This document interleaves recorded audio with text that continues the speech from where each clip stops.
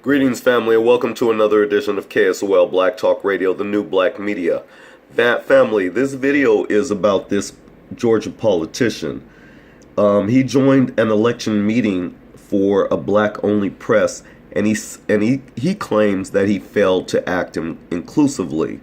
Now, I bring this to your attention just to say that this is the type of black man that would not get my support. Number one, you could tell right away he's a bootlicker. He is a buck dancer, a shoe shiner. He is one of those types. And we have had enough of that. When I say we, I mean the ADOS family, the American descendants of slaves. This guy, mayoral candidate Van Johnson is his name.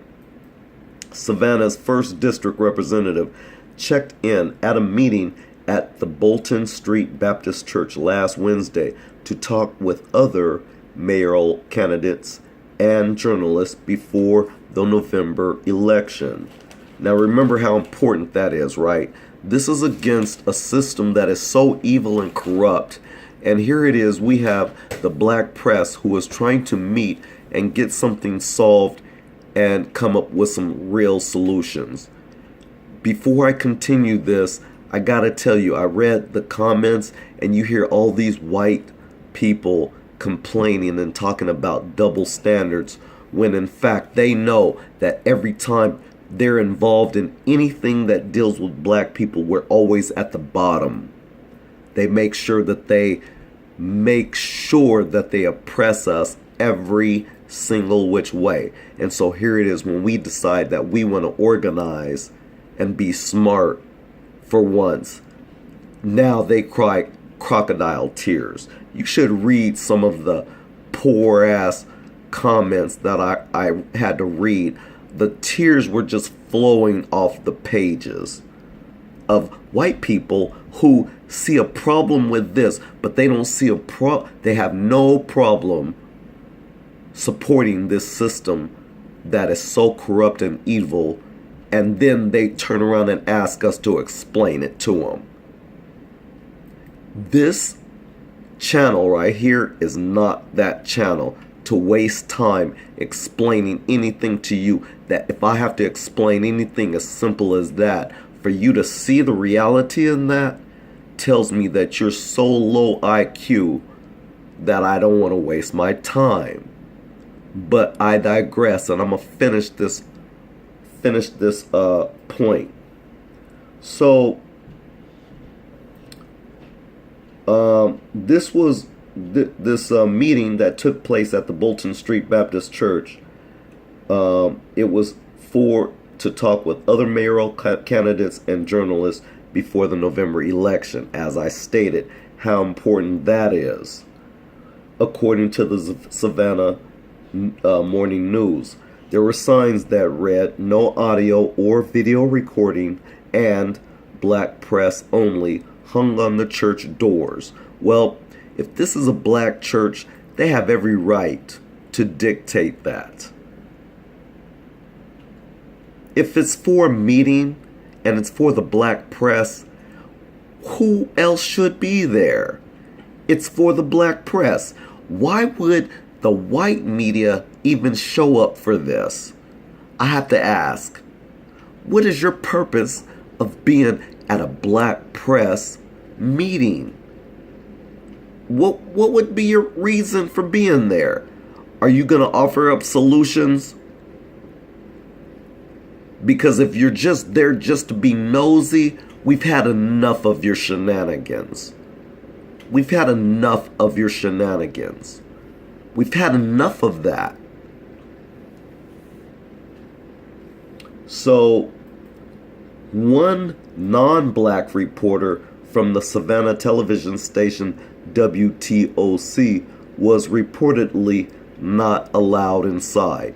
And hence, here is where this article comes up. Because of this one white, this non-black, and he's non-black reporter, he shows up and he wasn't allowed in because, again, it was for black press only. He made an issue out of this, and it's in the mainstream media when they won't even report on some of the real important issues surrounding black Americans. But they'll pick up garbage stories like this. And it's a non-story. This was for black press only.